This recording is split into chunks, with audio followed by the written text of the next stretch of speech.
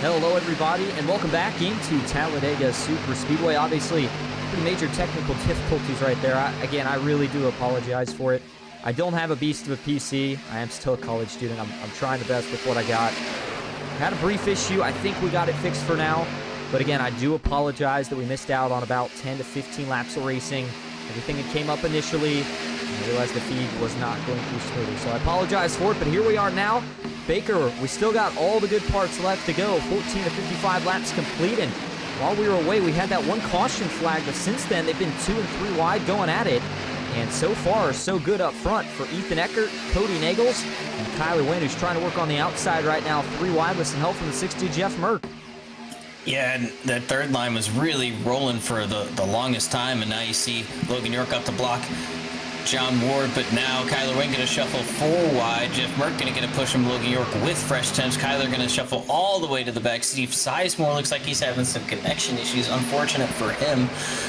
He will try and get back in the session here, but Logan York with no real help behind. John Ward backed out of it. If he's not second in line, you see some pit stops behind. 3 trucks coming down pit road. John Ward getting in line, so that's telling me that the pit stops may be coming here soon. But the outside's still trying to roll, only with 2 trucks. And those pit stops, again, 40% fuel in these trucks. It's probably about right on cue for what we would expect. So I guess we should say not necessarily too surprised, but certainly feels like it's on the earlier end of the spectrum here for some of the guys that went in, and they're not necessarily in a group. Looks like Daniel Eberhardt, who let him in, is going to lead him out. Mark Vondell, Dylan Jones will follow in suit. Let's see if anybody else decides to go down to the pits this time as they work through turn number 3. The 12 of Ethan Eckert still leading the field here at Talladega. On the bottom, Cody Nagels doing the pushing. And that is 2. I don't know if they're still necessarily Nightmare teammates, but certainly affiliates, if nothing else. And nobody pits this time, at least not anybody at the front. And as we look towards the back, doesn't look like that's the case either. Oh, we got a couple. The 52 of Chris Melton and the 22 of Quentin Steinbach making their pit stops right here. So we will go ahead and get a few more this time. Baker 17 to 55 laps. With that caution here, I would think the rest of the field at most could probably stretch it to, what, the early 20s?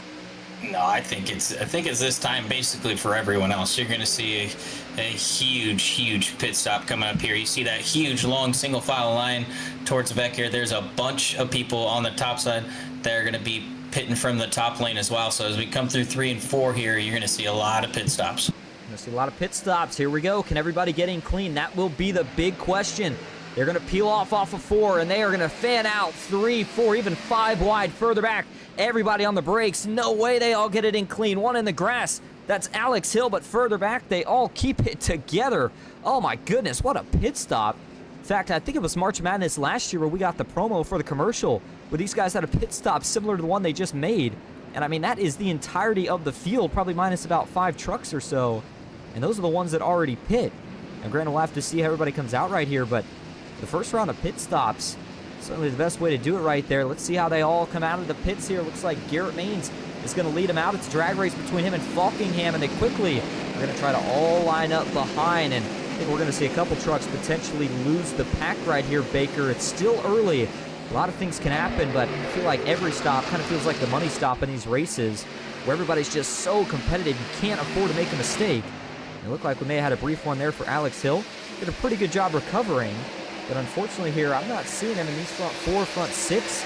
I wonder if maybe he got a penalty further back. We'll go find out for sure. And looks like he did, still sitting in the pit. So I'm going to assume it's a too fast entering for Alex Hill, Ethan Eckert, and Evan Karlbahn, who are just now getting ready to leave their pit stalls.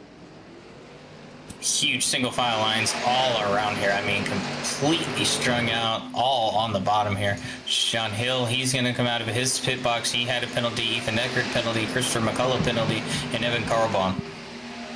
So big penalties for a couple of big names. And we meant to do this earlier. Obviously didn't get a chance with the early caution and then all the incidents that ensued technically after. So here we go. We're going to go back to it now, or rather instead of go back to it, go to it for the first time. And that is the setup for this March Madness bracket. So first, before we get to that here, briefly talking about what payouts are looking like here tonight. It was a sold-out field. So $300 to first, $230 to second. And then it's going to be $200 back to third, $150 to fourth, and $130 to fifth. $55 for the highest finishing PGR driver without a win. He's outside of the top 5, and now what we've all been waiting for. Let's finally start to get into the kind of the meat and potatoes of this event here, Baker, and that is the bracket. Look at all the names, and in fact, I can shift this down. It looks like it went up a little bit higher than it was initially planned to, but look at all these brackets. We have a total of 32 names to kick things off here, and you'll notice... Oh, man, sorry to cut you off. Go ahead. Vickery and Davenport looks like they both had penalties there. That's another tough break. Yeah, we see them stuck in the pits now, just now making their way out, but Vickery and Davenport, who certainly had high hopes to start, not the way they wanted things to go. But here we go. Let's get back into it. Let's read off some of these names here, Baker, and then we'll talk about, maybe we should say the format first. It's a head-to-head matchup between 2 drivers each week. And again, there's a total of, I believe it's 16 matchups, 32 drivers, and every single one of these drivers were seeded. So, for example, Garrett Main's going to be one of the higher seeds. He's going to go against Michael Wingo, who would be considered one of the lower seeds, so on and so forth. And if you see your favorite driver's name, notice who they're matched up against. The winner of that head-to-head battle this week, and it's just simply which driver finishes the furthest up, will move on to the next round. That'll be the Sweet 16 next week. And they'll move on to the Elite 8 after that, the Final 4 the week after that, and then, of course, our championship matchup with some big payouts on the line to the champion of March Madness.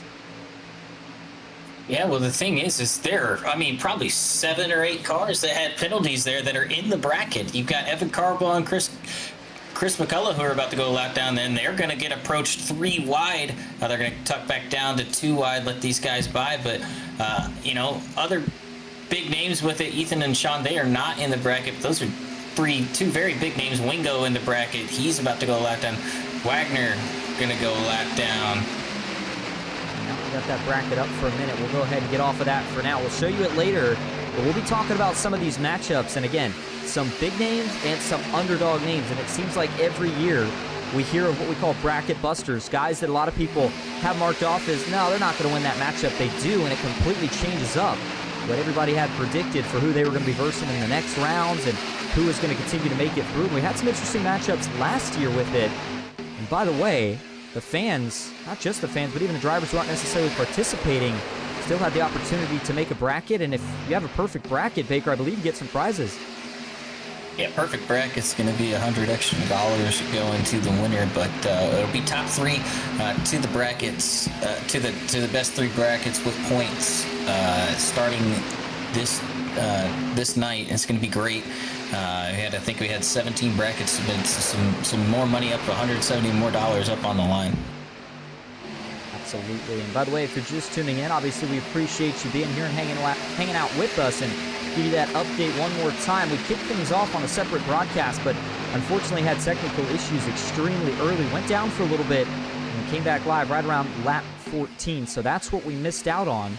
But only one caution to note during that time. The rest of the racing was green. We had our first pit sequence.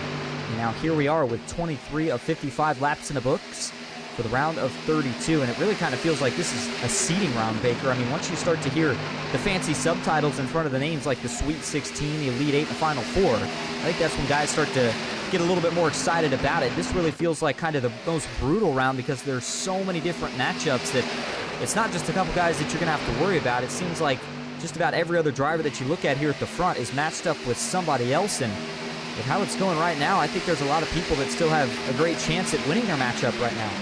Absolutely, and you see Alex and Ethan, they're going to go lap down as they approach another lap car as well. But the thing is, the demand for this race was so high. We weren't really expecting over 32 to be, amped up trying to get in here. But I think we had probably 8 or 9 people on the wait list to try and get into that bracket. So I think next year we're going to try and make it a 64 car bracket, and we'll have a 32 truck race on a 9 o'clock race and a 32 truck on a 10 o'clock race. And they'll be seated against each other, and the finishing order for that race will determine what their seating is for those brackets. So it's just going to get bigger and bigger each year. Looking forward to it. Here's our first onboard view of the night. We'll hop on with series owner Michael Triscaro, who currently sits in 15th, up 17 spots where he started this race at. And a big part of that is, of course, he made it through that first pit sequence clean. That's a big part for everybody here tonight, especially if we continue to go green here for a little while. I think just about anybody that's able to survive pit stops is going to be in the best position as we get towards the end of things. We do have a couple more onboards here tonight. Unfortunately, the drivers holding those onboards, not the best luck so far. Tyler Vickery, the driver out of Orlando, Florida, he's got some work ahead of him here. As again, right now not with the lead pack. He's drafting with Mike Davenport. And it looks like the 01 machine of Michael Wingo. They have lost the pack after getting a pit penalty, so they're going to need a caution here to get them caught back up. And then the other one carrying an onboard view for us here tonight, none other than Jack Shack and Evan Carlbon, who currently runs by himself, the driver out of Berkeley Township, New Jersey. Looking for a good run, and you knew that he was going to be a player in the March Madness bracket. Right now for Evan Carlbon, certainly not the way he's wanting things to go. Back up front, though, Baker. How about the 8, Freddie Blaznes? Heard a couple guys talking about picking him for the head-to-head matchup as the winner in this first round, and you can see why. I mean, dominant trouble. Trouble out back, 2 around. Is this going to draw the caution? It does. Big rack up at turn number 4. The 35 is in it. Asher Little, is in the 35. You see the 02 of Nathan Harper. Brian Hennings is in this one. He was in that first one. And it looks like J.R. Miller in the 78, also with some significant right front damage. So that number 78 Blaster Ford F-150. And wow, all of a sudden, another big change. It seemed like the race was kind of settling out and was going to go green for a little while. Not anymore, and a lot of those names that I just mentioned right there are in the bracket, including, of course, J.R. Miller. So that is not the way that he wanted to start things. Brian Hennings, we saw involved. He is another one of your bracket drivers in the round of 32. Let's go back and see how this one gets sparked up. And we'll start first here from the aerial view. See exactly where things go wrong. It's going to start right around the middle of turn 3 and 4. And it looks like J.R. Miller up top. You've got Nathan Harper on the bottom. And J.R., I think just trying to fill a gap that quickly closed up just behind him. And once him and Harper get together, it's on from there. J.R. Miller is going to get turned back up the racetrack. Harper goes down through the grass. So he gets that 78 sideways right there, and now he's just along for the ride, gets turned all the way around. Eventually goes back up the racetrack here, and pretty significant contact into the outside wall. Harper is going to slide up. Hennings is going to tag the outside wall as well, and I think Nash Brambilla got a few hits in there as well. Oh man, this is going to be a big bracket buster. I mean, Logan York's left front is hanging off. I think it's race over for Logan York, and there are 4 or 5 brackets that have Logan York winning. And you're right. I apologize, by the way. The 02. I'm used to seeing Nathan Harper run that paint scheme. That is indeed Logan York. And yeah, that's one of the guys that you kind of have as a favorite to make it to at least the Final Four, if not the championship. Not the way he wanted things to go. And boy, kind of interesting the way him and J.R. Miller got stuck together there when they started wrecking. And again, there's that big hit for J.R. Miller along the outside wall. Had absolutely nowhere to go, nothing he could do. And then Logan York slides around a little bit before he was ultimately able to bring that truck to a halt. I don't think he gets the worst of it, though. In fact, he's still back out on the racetrack. Brian Hennings, it has been a tough night for him so far. He has not been able to catch a break yet. See if he can get one, and hopefully he's got being involved in a few of these wrecks, even though not of his causing, out of his system. There's J.R. Miller from the onboard view of Logan York. I'll show you this from just a couple more angles before we go back live. They slide back up the racetrack. There's Hennings. Some slight contact to the front of that truck, but I don't think he's going to have to necessarily worry about going in to fix that, or at least if he does, it's not going to take too long. One more view here from TV number 4 before we go back live. So your second caution, Baker, really doesn't take out that many trucks, but it really puts a lot of the big names in these deep holes that they're going to have to try to dig out of here by the end of the race. And I mean, we're already over halfway through. It's going to be a really tough task with 28 to 55 laps complete. But as we go back up front, Daniel Falkingham being scored as your leader. Garrett Maines is in second. Cody Nagel's third. Freddie Bosnez fourth. And there's Nathan Harper back in the Chick-fil-A machine here tonight, currently rounding out your top 5. That takes out J.R. Miller from the bracket, so that's going to put Jeff Merck in. J.R. Miller being out, Jeff Merck will advance to the next round as long as he can keep the car under him. J.R. Miller has disconnected from the session. Let's go and look at Logan York's machine if we can. He's still out on the track. I'm actually kind of confused. His left front did get fixed. It was hanging off severely. So I mean, it's wobbling, moving all over the place. I think he has to pit for repairs here because you can see it bouncing as he goes into pit lane. I think his night's going to be done right here when he pulls into pit lane. That's a really, really tough way to have March Madness start. I mean, a lot of guys come into this with the hope that, you're really only going against one driver. I think that's what makes it so unique. You're not necessarily competing each week to get top 5. You're more so just competing to try to make it to the next round. Obviously, things get harder as you go on, at least in theory. So far here tonight, we have seen an interesting mix. Just a couple cautions. I know it only says 1 on the scoring tower, but again, we had to restart everything, so we've actually had a total of 2 here tonight. And when we go back green right here, it'll be 30 of 55 laps complete. There's Landon Velicki, another one of your bracket drivers. In round of 32, has himself in pretty good position right now. Colin Bowden, boy, it didn't take him long to work his way to the front. He's up 23 spots from where he started this race at. There's the 60 of Jeff Merck, the 82 of Kyler Wynn. Stephen Miles up here after being involved in that first incident tonight. Ken McCullough Jr. almost worked his way now into the top 10. Matt Lee, Nash Brambilla. And then Sean Corbett, by the way, quick note, did replace Chris Blanchard as a bracket driver. Chris, I'm not sure if he had technical issues or other obligations, but was not able to make it. So again, he did get replaced for that reason. Just tuning in. Sean Corbett. Sean Corbett, apologize. Is replacing him, sorry. Correct. All right. If you're just tuning in, appreciate you being here. Again, you're watching March Madness 2025 here on PGR eSports. And by the way, do let me know if everything seems like it's going a little smoother now. We've got a little bit of a different overlay set up here for March Madness. I hope everybody enjoys a different color scheme for us here at PGR. And what you'll actually notice is as we get into the round of 16 next week, and in the rounds after that, we will be adding a few more features to highlight the drivers that start to make it into the latter rounds of March Madness. By the way, we don't just stay at Talladega and the trucks for this entire event either. We're going to be going to different super speedways and in different cars.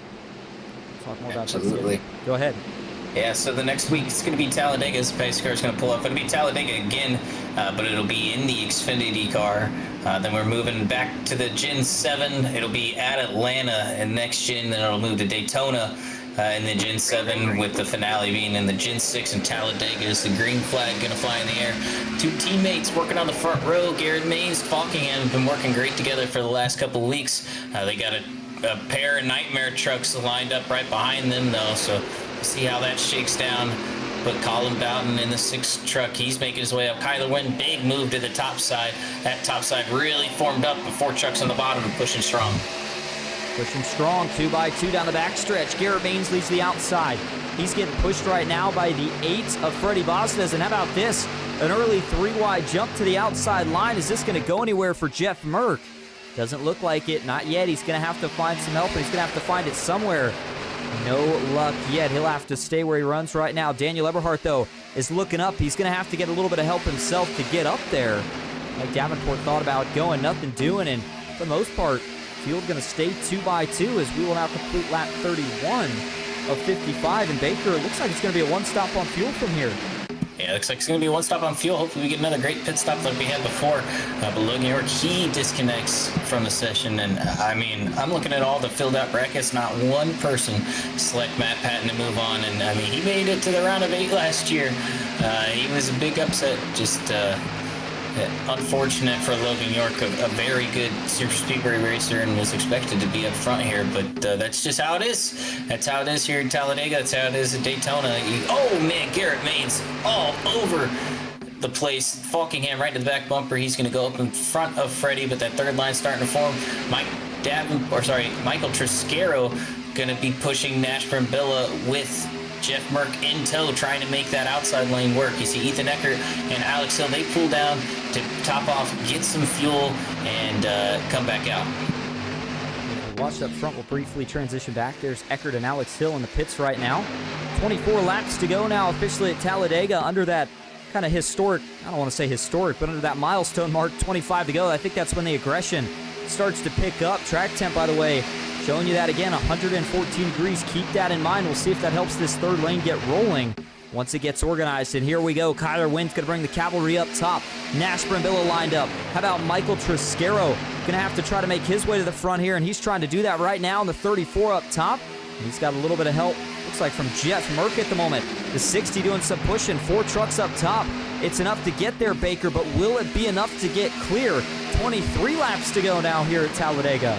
It's all about track position for Triscaro. He's got his teammate Davenport, but he's not his teammate this week because he's going against him in the round of 32, and he's side by side with him right now as he pulls even with Daniel Eberhardt. Garrett Maines back up to the middle with Freddie Bazinez. Nash Brambilla pushing Kyler one on the outside, just nothing really doing. Trying to position himself in a good spot if a caution were to come out. The thing with this truck is it's all about track position, and it's the only reason I won the race on Tuesday is just it all came down to track position and avoiding the big ones and just staying up front. So everyone here knows that. They know that they have to manage their temps. Garrett Maines doing a great job of that with Falkingham in the bottom. Big move to the middle for Michael Triscaro. He's going to get in line with Davenport, and they're trying to rect out behind. Here comes a caution. And that was a good idea. Well, caution, not a good idea, but I was going to say that was a good idea by Michael Triscaro. I think he was getting ready to lose a bunch of track position. And there is your caution right there. The 05 of Joshua McCullough has gone around just below the apron on the entry to turn number 1. And we'll have to see who else was involved in this. Only data I'm getting reports for is Joshua McCullough. This will now set us up for a restart inside 20 laps to go. So now officially your third caution of the night, second since we got back live. And, well, that's going to be your culprit right there. 4 wide at Talladega is doable, but it's very tricky. And a lot of times we see something go wrong before they're able to automatically sort it all out. So here we go. Joshua McCullough. Let's back it up even further here. Let's see how he actually gets 4 wide. They're 3x3. Josh is kind of hanging around right in between the second and third lane. And instead of going up, going down, kind of hangs in the middle. And then I think he gets caught. He looks in his mirror briefly there, sees the 97 of Axel Smith, realizes he can't go down. Now he's 4 wide. He's trying to jump up right here, but there's another truck to his outside. Still nothing for McCullough to do, so he's just got to kind of hang 4 wide in the middle right here. And then as they work through the tri-oval, we'll see if we can figure out exactly who that was up top, but definitely comes down on him. Nothing Josh did right there, at least nothing he could do. It's the car in that top lane. Works down. Let's see. Race Day Live. I believe that might be fellow broadcaster Jacob Emery here. And indeed it is. I wonder if Emery thought the run was a little bit bigger than it was or just didn't realize that they were 4 wide because he's just going to kind of squeeze Josh right as they're going across the start-finish line. And that's released his contact. Again, watch it slow. You see Josh, he's moving up a little bit. So is Emery. And then right here, Josh is stable, kind of holding that line, and Emery just comes down. Doors him, and that sends Joshua McCullough down into the 5. He gets into Mark Von Dell. The 05 is going to go for a spin right here. Look at that truck start to get up off the ground. Spins out. Eventually is able to slide to a halt. And I don't think he really got any damage. So besides a loss of some slight track position here for Joshua McCullough, I would say things certainly could have been a whole lot worse on that one, Baker. Yeah, things definitely could have been a lot worse. And luckily it was for, 30th place. So They got away with one there. It looked like Nick Seipel may have been involved as well. Didn't look like he had any contact or got into anybody either, so I don't think he'll have much, if any, damage. Watch it from his cockpit view. He did actually get into Joshua McCullough initially. In fact, the truck will kind of help prop up that 05 in the air, but right here immediately locks it down and was able to steer it away from the inside wall before he actually makes contact. And one final look here from the entry of turn 1 before we go set up here for what could be our final restart of the night, although highly doubted with how aggressive things are getting ready to get. All right, so here we go up front as Joshua McCullough sits in the pits to get a little bit of damage either worked on or topping off on fuel. Nonetheless, 20 laps to go. Ethan Eckert being scored as your leader. And here comes everybody else after making not a pit stop, but looks like Eckert here in front of the pace car, so he'll back it up. We'll have to see if scoring readjusts. But I was going to say everybody not good to go yet, even with a pit stop. They're still going to have to make one under green at this point. Again, 40% fuel in these trucks is not quite 20 laps. Might be close, though. We'll have to see if anybody can try to save enough fuel. Nonetheless, at the moment, Eckert being scored as your leader, Alex Hill second, Freddie Bosnez third with Garrett Maines fourth and Colin Bowden in fifth. But if Eckert gets shuffled back, obviously that's going to shuffle things around just a little bit. Go ahead, Baker. Well, the thing is Ethan and Alex, they stayed out because they went down that pit road. I noted it. I think it was like the second lap of the run. They came down pit road and came and took fuel. So they're staying out, flipping strategy, hoping that everyone else will come down pit road if there's an early caution here. Could very well be. And that early caution just worked out for those two. We'll see if anybody else tries that kind of a strategy. Nonetheless, though, I think we'll get the one-to-go signal this time. It'll be a restart with, looks like, officially 18 laps to go. We're going to take a quick break. We'll be right back for the restart. Stick with us as we kick off the round of 32 in March Madness here at Talladega.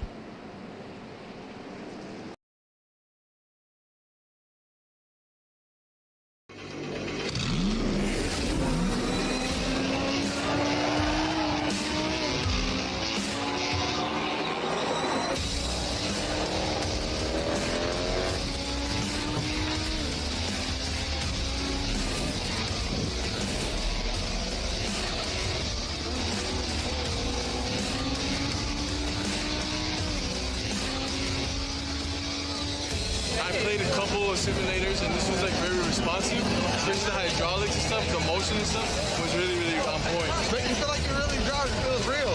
It adds so much to the experience. It's just really, really cool. It was pretty awesome.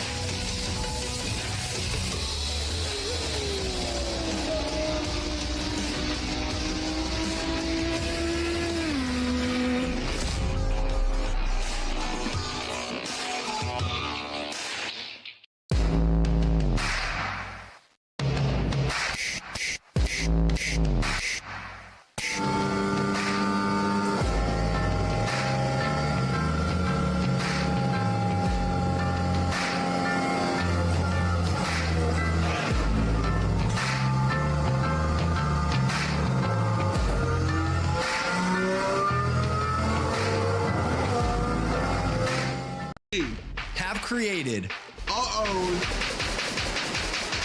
drink company. The fastest growing sports drink in history. We won't run! We won't run! Ladies and gentlemen, we got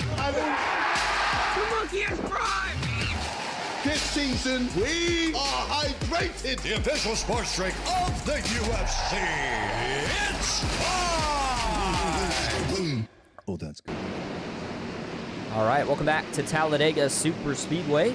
Pace car making a left turn down to the pits as Ethan Eckert and Alex Hill trying to work their way back up into the Geico restart zone. It'll be 18 laps to go here at the High Banks. Who is going to win the first race of March Madness 2025? Let's find out. Ethan Eckert, Alex Hill, both with a great restart. But it's going to be that outside line that gets organized just a little bit quicker. They'll draw even as they climb the banking into turn number 1. And they'll stay 2 by 2. We'll see how long they stay this way before guys start to fan out 3 wide. And Baker, I mentioned it before we get to break, or before we went to break rather, that fuel, I don't think they can make it if they're going full out here, but if they save, it seems like it might be kind of close.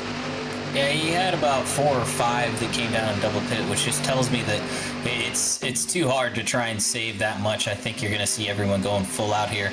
So Ethan and Alex are going to be a little bit short on that fuel strap, but they'll still be within the window. So I'm thinking maybe they could get Nightmare to pit together with them, and they can all form up and try and run away with this. But here at Mains and Falkingham, they want to get back to the lead, get back to that control they had. Alex is doing very well in that first run, just overshot his pit stall on that. Oh, sorry, he just sped on that pit road stop that we had that first time. So he's going to try and control the front here again. You've got Nightmare lined up 1, 2, 3 on the bottom. Falkingham, Wynn, and Mains on the outside with Cody Nagels for Nightmare eSports, the owner back there. Landon Veliky must have had a very poor start. I mean, he is mired back in traffic all the way back in about 20th, and he's right around his dancing partner that he's going against. Actually, he's right behind him. That is Tyler Vickery. Veliky and Vickery going at it in the round of 32. Yeah, and actually these two may have to work together here to try to get back to the front, but it's mind games now, and for Vickery, that's what I was going to say. It's you don't know what to do. If he goes up, Veliky's probably going to drop low, and actually, I think Landon's trying to bait him out, because you saw how quickly Landon jumped back in line. I don't think the 62's trying to go out to go to the front yet. I think he's trying to go out hoping Vickery will try to block, and then see if he can ditch him by jumping back to the middle. Vickery doesn't bite, though, so they stay 2 by 2 further back. as they work through turn 1 and 2. Matthew Patton, by the way, good to see him back in the field here tonight. Haven't got a chance to call that name for a while. He's running in the 3 truck. There's Sean Corbett, Ryan Hennings, and then in the 86 machine, Howard Strother Jr. Got the SpongeBob paint scheme. Jeremy Osborne back in the 41 as the rest of the field continues to stay 2x2. And I do apologize tonight if we didn't quite get to all the drivers as much as we would like to. Again, kind of got thrown off the regular rhythm with all the issues that we had early, but glad to be back here as we set up for hopefully what is going to be an exciting finish. 15 laps to go as they cross the line this time, and Eberhardt out of line. Landon Veliky going to go with him for real this time. Can the 62 and the 90 get locked up in those 2 Chevys and try to make their way to the front? You see it stacking up just a little bit. I see Matt Lee there on that middle line. He's not going to be able to clear Nash from Billy. You know, he wants to go top 3, but he's not going to at this point. Nathan Harper going to be the next truck in line to look at it. But Veliky, his temps are going to get very hot. There's not many people forming up, but you see 3 or 4 trucks towards the back that are trying to get up there and get to that 3rd line to help Veliky out, get him support, and get him towards the front. And that is Matthew Patton, the 3. He's got nothing to lose now. Logan York, he's 9 laps down. He's not coming back. So Matthew Patton, he's going to be one of those secure locks that's moving on right now, along with Jeff Merck. And on that outside, that was Chris Melton trying to get up to give some assistance here to Landon Veliky. Chris, one of the best pushers in the series. We've had a chance to both see Chris on track and from the broadcast perspective, and if he gets behind you, you're going to be going places. And now that outside is about 4 trucks formed up, and then maybe getting even more help here in the course of the next couple laps. We're getting ready to be 3x3 even for the lead. They're going to be going by one of the lap trucks, but up front now, 3 wide. Alex Hill on the bottom, Garrett Baines in the middle, and look at the 90. Daniel Eberhardt up top. He's going to get pushed clear into turn 3, and he'll take it down to the middle. Not going to go all the way to the bottom, as Landon Veliky now goes to the point, and he needed that. I think Veliky really needed to cool. Now the question is going to be, does Melton have enough temps to try to push this 62 out in front? Baker, it always seems like when a line is further back, that first run they get is the biggest one, and then after that, it almost seems like it stalls out, and it takes one of the lanes fading back a little bit before somebody gets another big run. And that is my fault. That is Christopher Melton in the 52. I thought it was a number 3 truck. I don't know what I was looking at, but it's really going to stall out that 3rd line now. Kyler Wynn, you know, he'll hop up to the 3rd line if he thinks he can get pushed all the way clear, but Melton, not many temps left in that machine. Jeff Merck looking outside 4 wide. He's another truck that doesn't have anything to lose. He knows that he's advanced on to the next round, but great run here from Garrett and Falkingham, back to the point, back to leading like they wanted to. Cody Nagels, he's going to drop. Oh, man, wow, he dropped all the way back to let in Landon Veliky. Great move by Cody. He's going to drop all the way to the bottom now, try and save some fuel for these Nightmare boys. But you see Nightmare, they're lined up by 4 here. I'm thinking you're going to see these guys think about pit road soon so they can get Ethan and Alex down. Still 3 wide further back, but it's died down to only about 3 trucks connected. Quentin Steinblock has a little bit of space behind him right now. They're still trying to figure this out. If they can't figure it out pretty soon, they may be headed towards the back. And if we zoom things in here just a little bit about the 5 truck tonight, Miles Bagley, rather, running in that 5 machine. In fact, I was trying to figure out exactly what the sponsor was on that truck. Baker, number-wise, similar to what I'm used to seeing you run, but Miles Bagley, I think, is maybe one of his first PGR starts. I would say don't quote me on that because we get a lot of new guys each and every week. Sometimes can't keep up with all of them, but certainly has himself in a pretty good spot right now. Up front, though, on the bottom, Eberhardt continues to lead, but it's Garrett Maines in control as he will now take back over the bottom lane. That'll give Falkingham a chance to cool in the middle.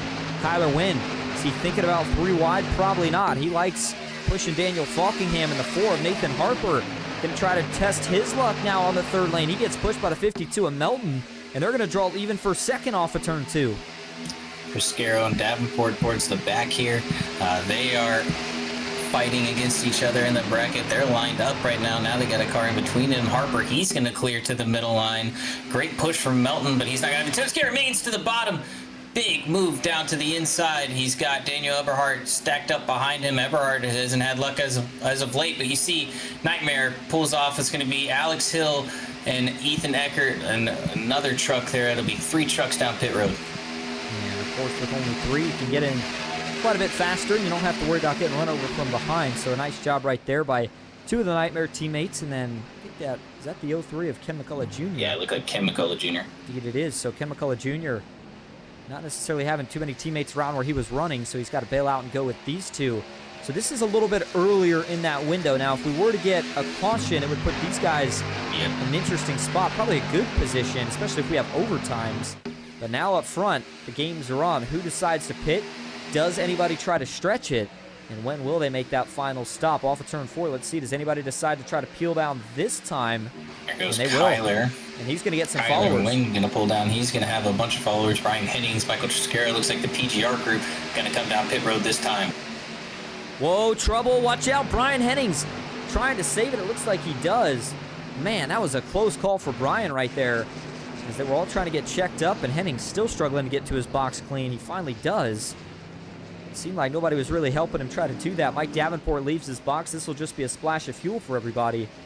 And so let's see who leads the race out. Christopher McCullough gets into the same box as Kyler Wynn. They'll both take fuel, and for Christopher McCullough here, he's going to get out a little bit later. Kyler leads him out, followed by Stephen Miles, Mike Davenport, Michael Triscaro, Brian Hennings, Brock Westmoreland, and there's Christopher McCullough. Davenport! Davenport into the outside wall! What has happened here? We're trying to get back to it. Davenport, what has happened? Whoa, pulling down into traffic. Oh, my goodness. That was close right there at the last second for Mike Davenport, who I believe lost it on the pit exit. We literally had just mentioned his name before the camera panned over, and you heard Baker call it. Something happened. That 55 machine. What it was, I don't know. I got to think it's old tires just trying to get on the gas here. Coming out of the pits. Let's see. Does he just lose it, or does he get some help here? Yeah, it looks like Mike Davenport spins it around. Yeah, and he just loses it. Now, there is a little bit of a checkup in front of him there, Baker, and he makes that left turn. Now, again, granted, whenever you're turning the wheel, it seems like it's easier to spin the tires. So once he turns the wheel, he's going to try to correct it back, and at the same time, he's on the gas. And it just spins those rear tires, not much, but just enough to spin him towards that outside wall, Baker, and that's a dangerous, dangerous place to spin. He got lucky here when he first spins that there's really no oncoming traffic, at least not yet. Everybody pretty much below the apron. There's one miss, but then this gets really dicey here in just a moment, as right as he started to roll. Man, that was a 3-truck pack. Ken McCullough Jr., Ethan Eckert, and Alex Hill, the group that just pit. And that could have been catastrophic if that would have been just a little bit different in terms of timing. Yeah, well, here's the timing right now. You see him coming out of turn 4. They're going to check up, try and go to the outside, get around all these cars that are going to have to come down pit road this time. All the track position is going to get lost for those trucks, and a bunch of people going to gain a lot of spots. This is the parody of the round of 32. It comes at a time where, you know, it's just an unfortunate one car spin, but sits in the middle of the track. This is going to shake up everything. It's going to be a wild restart as well. We are going to see a lot of battling here. It's only going to be, it looks like lights are still on, so it's only going to be probably 5 laps to go. We get the green flag. You see the 30 machine, James Wagner on the outside, maybe looking to get a wave round here in just a moment. And so is the 20 of Jacob Emery, potentially. Actually, he's going to be scored 3rd. See the 82 of Kyler Wynn, though, currently your leader. The 34 of Michael Triscaro just behind him. Big opportunity for Michael Baker. Obviously, everybody's thinking about the bracket, but he's thinking about that first PGR win and what it would mean. Seems like every time we mention it, it doesn't work out, so I'll leave it right there, but definitely keep an eye on that 34 and what he's going to do right here with 6 or 5 laps to go, rather. We got trouble on pit road here. Or, sorry, pit exit. It looks like Sipple and Melton get into it. Melton comes up into Sipple. Go back and look at that here while we remain under caution. So there's Chris Melton in the 52. And it's going to be right as they're getting up to speed. And does Chris Melton just try to go up? He does. I'm not sure if he realized that Sipple was there or what, but just goes right across his nose, gets himself turned around. But no harm, no foul in that one. So he keeps it going. By the way, with what's going to be 5 laps to go here, Baker, I mean, that only gives you a couple chances, or a couple laps rather, to actually make a move. It takes you a lap to get up to speed, and then that next lap feels like you're still getting the momentum together. So we'll have to see how things play out as we show you another onboard view here of Tyler Vickery. Currently sits in that 22nd spot. He's going to have a pretty crazy view of these last couple laps. Colin Bowden in 23rd. he's got some work to make happen. And, you know, with all the key matchups, you know, not in this round as much, but I think as we get into the later rounds, when you have the same guys that are always running up front, they're going to get matched up eventually. And when they do, those are going to be the ones that I think are going to be the most interesting, because they're going to be racing for not only trying to move on, but also for the win. Yeah, and I mean, this has completely shaken up the lineup. I mean, this is crazy. I think Triscaro is going to be sitting second now, looking for his first PGR win. I don't want to say any more on that, but he's got PGR teammates all around him. He's got Brock Westmoreland, Brian Hennings, all in a line around him. You got Hennings on the bottom, but Brock, he's ahead of Seipel. Seipel's way mired back in traffic, but he was running up front all day. Just this unfortunate pit cycle that has happened has put the top dogs all the way in the back. I mean, Garrett Nance, Daniel Falkingham, those two not really in a risk with the cars that are around them, but you talk about Cody Nagels, Wagner, he's going to be back in the lead lap and towards the back of this pack to try and catch into it and try and get up where Cody is. And it's just a bunch of different players. Christopher McCullough, he has a shot now to move on. He's in front of Christopher Melton by a lot. This strategy, the pit stops, really came out to play. Going to be a fun one. Again, if you're just tuning in, we appreciate you being here. We're watching the round of 32, which is the first round of March Madness here for PGR eSports. Had a couple of big events here so far. Obviously the PGR Championship, followed by the PGR 500, and now March Madness, which again, probably arguably the most unique of all the special events run by PGR. Excited to be a part of it again this season, and looking forward to the next couple weeks where obviously, hopefully no computer issues, and we'll have a couple more things set up as the rounds progress to highlight the drivers that make it into the latter rounds, because it gets really tough as it goes on, especially, you know, Baker, I think the round of 32 feels realistic. Trying to advance from the round of 16 also feels realistic. As soon as you hit that Elite 8, I mean, it is a battle. It feels like the entire race, you're going to be side by side with the guy that you're trying to beat. Yeah, absolutely, and it produced one of our best three-wide finishes we had at Daytona with Colin Bowden and Kevin Freeze finishing, you know, within a 10,000th of each other to move on to the Final Four. But the pace car is going to pull down. This is going to be a 5-lap shootout in the trucks. When will you see that three-wide? All the players that have been towards the front are towards the back now. Michael Triscaro going to be leading the outside with Brock Westmoreland as they come to the start-finish line. Green flag back in the air. 5 laps to go officially. Brock Westmoreland immediately to the aid of his teammate Michael Triscaro. He'll push him clear the inside into one, but oh no! Michael doesn't take it. Now he misses his shift. He's going to get split. Brock checks up, cuts him a break. But oh man, I don't know if he missed a shift. That's what I initially thought there, Baker, but did he just get loose? I don't know. Either way, they're going to go 4 wide as a result of it. Man. Yeah, 4 wide. Sorry to cut you off. A big block to the outside, 4 wide. Alex Hill with Sean Hill. I mean, Sean Hill's getting crowded up. So is Ethan. This is crazy. 3 wide, 4 wide, all the way throughout the field. This is where the bracket could really bust open, and all of these good trucks are going to start. Right, there goes Falkingham. He gets turned. He saves it somehow. Still 3 wide, but he's going to be pushing on the top. He's positioned himself in just 1 lap to be up in the top 10. Yeah, you don't do that here. I mean, to go from the back to the front in the course of a lap and a half is absolutely incredible. That's exactly what Daniel Falkingham has done, as we're going to be coming up on just 3.5 laps to go as the field will work onto the back straightaway. Series owner Michael Triscaro in the lead at Talladega. His teammate Brock Westmoreland to the outside in second. Brock right now, what's he going to do? He's not going to be able to block. The 77 goes 3rd lane. Alex Hill trying to pull clear the 24. Not going to be able to do it. Instead, it's Kyler Wynn. Kyler Wynn jumps up. Now they're going to wreck out back. 1 into the wall. Can he save it? They're trying to hold on. Another 1 into the wall. Here comes the 8 of Bosnes back down. Caution is out. The 7 of Stephen Miles will get collected. And it's going to go down as a 2-truck incident off of turn 4 with 4 laps to go. And we are going to be headed to overtime. I mean, there's no hole there that's being driven through. It's just, I don't know what we're doing here. It's Colin Bowden driving into the left rear. Daniel Eberhardt splits it 4 wide. He's got room. And then when he gets to Eberhardt, I mean, just drives into his left rear. We'll go back and show you this first here from the zoomed in view. Let's see if this does us any justice. So there you go. They're 4 wide. As they get into turn 3, there's Colin Bowden.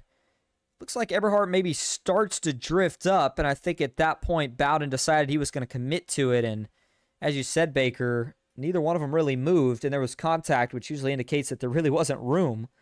Let's go watch it here from the chopper view. See if that shows anything better. I wonder if there was any netcode right here. So there you see Eberhard following Falkingham. In fact, the 8 of Bosnez starts to go up, I think for just a split second, Baker. And I could be wrong, but I think for just a split second right there, Eberhard thought about trying to go up to block the 8 of Bosnez. And right as he did that, Bowden had just enough of a run where it looked like that lane opened up. And, I mean, that's really close. It looks to me, just right here, when he first makes contact right there, I mean, neither one of them's moving much. I agree, Baker, but I think at the end of the day, it's just, when you're going for it at the end like this, you make that decision so quick that I just think they were running so tight. It just, Bowden really didn't feel like he had too many options there. If he lifts, he loses all his momentum. Looked like the gap maybe opened up briefly, and then once he got there, obviously it had closed up. Yeah, just unfortunate. I think you just, if it's earlier in the run, you have more patience, you back out of it, but he thinks he has to really go for it here, and there's just there's no reason for it. I mean, he's racing Asher Little, who I think isn't even, well, he is on the lead lap, and now they're going to be towards each other both in the back, so you're going to see a battle between them about to happen. It's going to be a fun one. By the way, you see the contact out back right there for Daniel Eberhard and Freddie Bosnez. So once Eberhard got into the wall here, boy, I'll tell you what, he wheeled this truck about as much as he could. Comes off the wall, was trying to save it, but he is still going to get down, and then gets into Freddie Bosnez on that second hit, and then ultimately collects Stephen Miles. I think the 5 may have got some damage as well. Not too bad. As the 8 of Bosnez drives down, he's able to get it corrected and back going in the right direction. So although it's another incident, brings out another caution. Again, I feel like we kind of escape one there, and that certainly could have been a whole lot worse than it was. And Mike is probably just shaking in his pants right now. I know he's probably losing his mind, but he's got a teammate behind him. He's got a shot here. Brock Westmoreland going to be on the top, pushing Kyler Wynn as we come to take the 1 to go. But the racing's been great up front. I really enjoyed all the racing that we've had so far. Sorry that you guys weren't able to see those first couple laps of 3 wide action, but the racing still hasn't disappointed throughout this entire event. Indeed. Well, the lights haven't gone off yet, so we'll go around for at least one more lap, and I'm excited for this finish, and if you're watching at home, you should be too. It is going to be wild. We'll take one more break before we get back to the green flag racing here for our first attempt at overtime. Stick with us. Who's going to win round 1? March Madness PGR 2025. Stick with us to find out.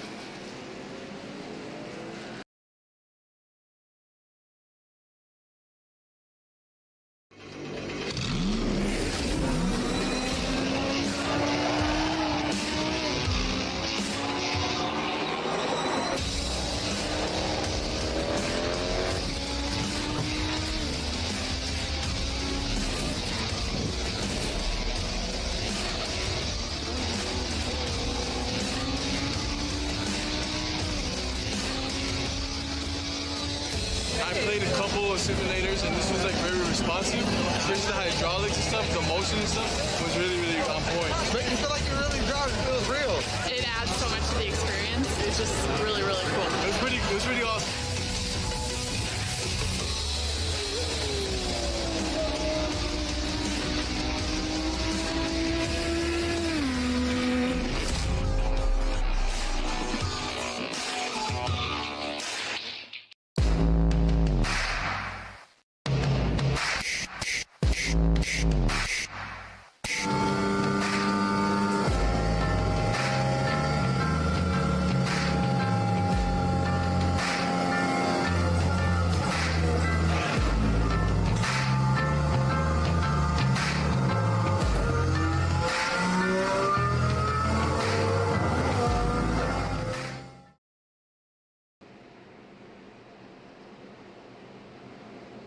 Welcome back to Talladega Superspeedway as we we gear up here for green-white checkered attempt number 1. Big storylines up front. Series owner Michael Triscaro looking for his first PGR win. Kyler Wynn looking for another win. You've got 2 teammates lined up on the outside. This is probably the best position we've seen Triscaro in before. And Baker, you said it before we went to break. Shaking in his boots. Well, he's got a big opportunity here. We'll see if he can finally make it happen here tonight in the first round of March Madness. Pace car pulls off. It's Kyler Wynn and Triscaro working at the tri-oval. Pace car's going to pull off. Kyler Wynn, he's been in this position many times before. Triscaro's had a couple close calls, but this is probably the best truck, best combo he could ask for. Green flag in the air. We get a big restart. I mean, Triscaro, he's clear by a mile. Doesn't have any help. He needs to go down and block, but he's going to try and stay up, I think. Comes back down in front of Kyler Wynn. Out back, they have one in the wall. They're going to get it all sorted out, but Kyler Wynn, he's going to be pushing for all it's worth here on the bottom and try and clear up in front of Brock, make it basically impossible for Triscaro to block, but they're rolling 2 by 2 down the Alabama game super stretch. If I'm Triscaro, I come back up, but he's not going to lead the bottom with Kyler Wynn. He knows he's got a teammate up there, so he's okay with staying down for now. If Kyler gets clear, you know he's going to make the move. If we make it back to the white flag, this race will be official. Through 3 and 4 they go. Michael Triscaro still on the point. Brock Westmoreland on the outside in his Ford F-150. And whoa, Triscaro, big wiggle right there off of 4 from the push that Kyler gives him, but they keep it together. Race is official. 1 lap to go at Talladega. White flag is in the air. Michael Triscaro, series owner, led last time when he was on the bottom with Malik Ray pushing and he got hooked. He's a little bit offset with Kyler Wynn. Kyler Wynn got to be fuming on tips. If I'm Triscaro, I got to go up and block now to the top. He has to block top if he wants to win this race, but Wynn doing a great job shoving. He's going to clear. They're trying to wreck towards the back. Matt Lee going to get hooked in the outside wall as we get to turn 3. And so far, so good. Kyler, no move yet. Will he maybe push Michael all the way? I think he will. Hennings is going to jump up. He's looking for his first win as well. Final time off of turn 4. Michael Triscaro, can he beat him all back to the line? He's going to block high on Hennings. Brock looks a lane higher. They're going to try to not wreck out. Back up front. 2 by 2. Kyler Wynn on the bottom. Kyler Wynn's going to steal it. He wins the first race of March Madness. Alex Hill takes home 2nd. Joshua McCullough finishes 3rd. And Michael Triscaro again comes up just a little bit short. He finishes in the money. And he'll advance to the next round. But, oh man, you can see the disbelief. It looked like he had it off of 4. He finally doesn't get wrecked. But just 1 move short. And you know what? I think the initial move he made, Baker, was the right one. But it just didn't pan out. They started splitting behind that outside. It got disorganized. The bottom stayed lined up. And man, tough break for Triscaro, but what a win by Kyler. And I'll tell you what, he showed a lot of patience. In fact, I think he was going to stick with pushing Michael there if he chose to stay on the bottom. You got to love to see that from Kyler Wynn there. And, you know, he had an opportunity a couple times to jump up, but he stayed loyal there to Triscaro as long as he could.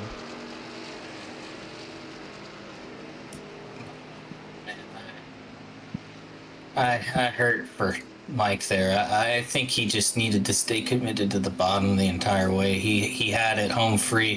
Hennings is to the right rear, and just too quick of a move upstairs, and unfortunate for sure.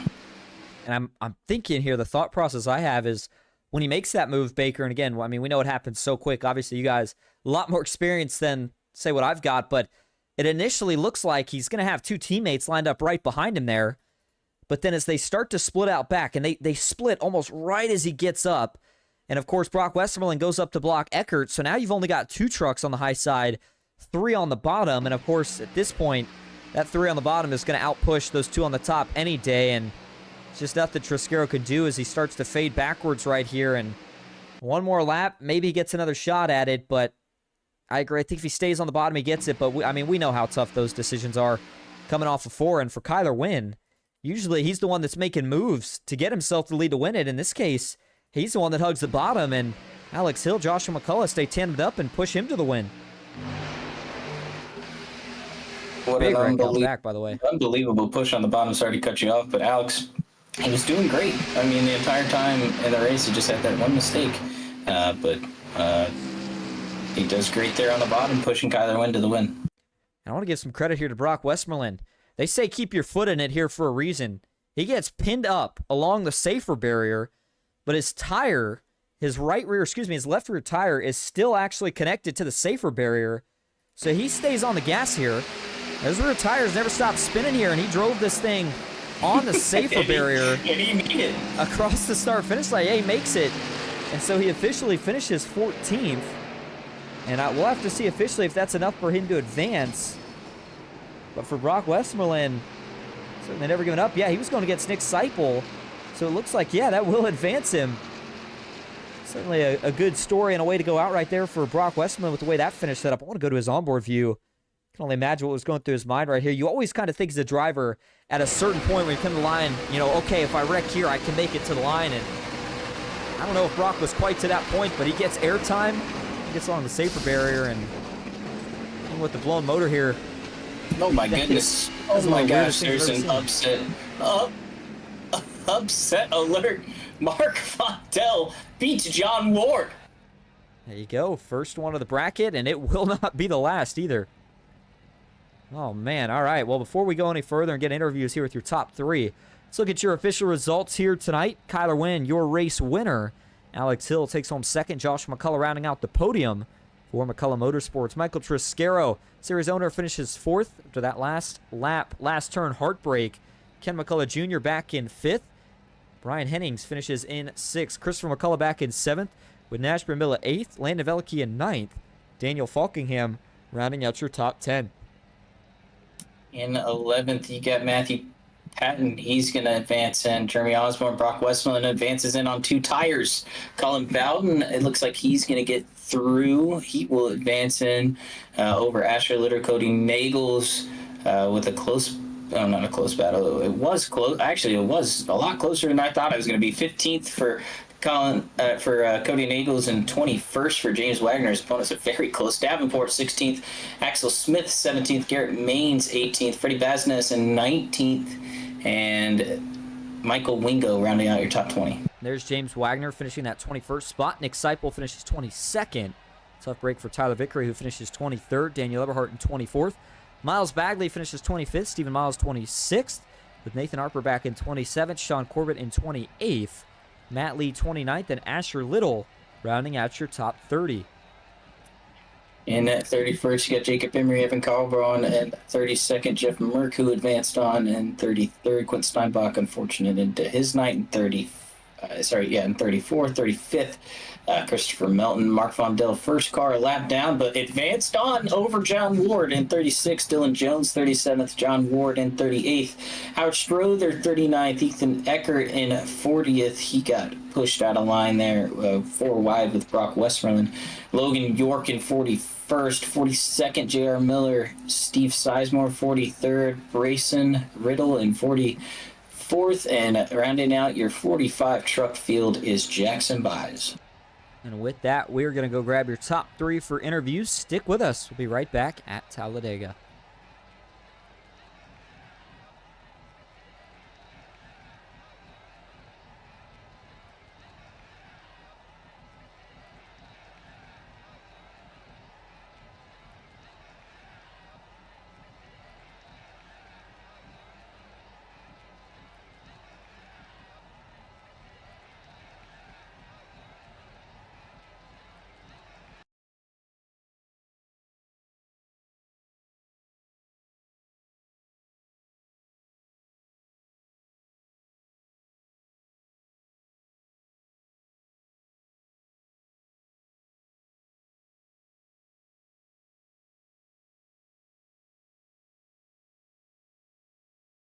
All right, I'm going to kick things off first here tonight with your race winner, and that's Kyler Wynn. Kyler, this is all set up in the booth. You got a copy? Yeah, man, I got you. Well, you take home the race win. Maybe not in the way you were expecting, man. Usually, we're used to seeing you make all the moves, but here tonight, looked like you were ready to push series owner to the win. He jumps to the outside. Next thing you know, you're pushed clear, and you take home another win, and a little bit of a more special one. You win in the first round of March Madness. How you feeling right now? It feels great, man. The truck is probably my worst car. I don't know why I'm so bad in this thing, but luck on your side for once. It feels good. Yeah, the Mike situation was tough. I think I'm doing the same thing there because all he sees in his mirror is he can't see what's behind me. He can only see like the first two cars on the outside lane, and they were linked up pretty good. As soon as he made the move to the outside, it seems like they just all died and all the movement was gone. He still had a shot if they all stayed formed up, but everybody going for top 5 there. It's really rough. I mean, I was committed to Mike. I was going to push him to the win there probably. But I understand why he made that move, but I don't think that wasn't ideal.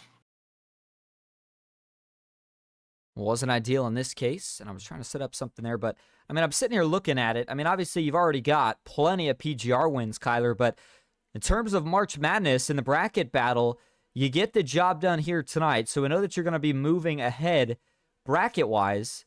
So how do you kind of turn your attention to next week, as it looks like you'll be going against Brock Westmoreland? Yeah, I just looked at that. Oh, no, is it Brock? I thought it was Nick. I think It'd be Brock. It should be Brock, yep. Oh, okay. I missed him. Yeah, I was looking at that. I don't know what car is it. Do you know? Xfinity at Talladega. Okay, that's kind of also that could be a gamble too sometimes with how the pushing is. It's a little less random than this car. I think you control your fate more than I think this truck is like. The truck is the most random in my opinion. Like you can't control your destiny as much as other cars in my opinion. But yeah, that'll be interesting. I'm looking forward to it. And looking forward to watching you. Great run tonight. So before we let you head out to go celebrate the winnings, is there anyone you want to thank or shout out? Yeah, just factory setups on the truck. Wins Ice Factory, new recent sponsor, led by Kevin King. So thank you. Kyler, thank you for talking to us again. Congrats on the race win, and we will see you next week. Yep, thank you. All right, now that's going to bring us to your second place finisher here tonight for Nightmare Esports. That's Alex Hill. Alex, this is Austin up in the booth. You got a copy? Yeah, I got you. Well, you take home second here tonight, man. You had kind of an up and down night. Penalty early gets you kind of chasing the rest of the race, but you get back towards the front and never look back. Tell us a little bit about what was going through your mind there towards the end as you had to work your way back to the front. Yeah, I mean, we flipped track position twice because we had to take a wave around because we were a lap down. Me and Ethan both were, and we came back and he pitted early, and we somehow got extremely lucky and got back to the front, and we flipped our track position. So, yeah, just getting up there and getting into that third lane, I think that was the biggest help for us as a team, and we somehow pulled it off in second.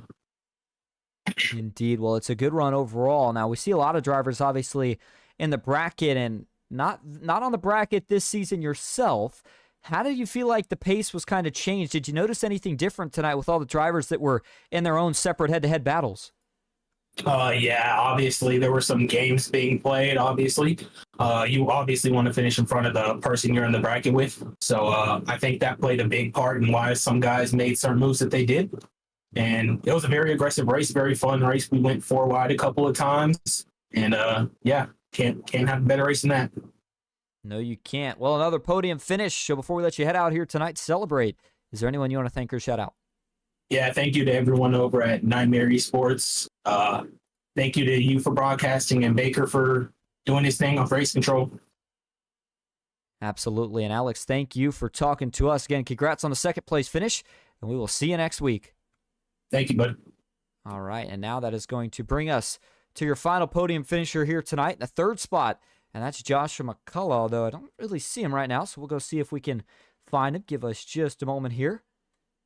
And if we can't, then we'll go ahead and interview your fourth place driver, Michael Triscaro. But before we do that, we're going to go look for Josh. He'll give us about another 30 seconds to a minute, and we'll be back for your final interview here tonight.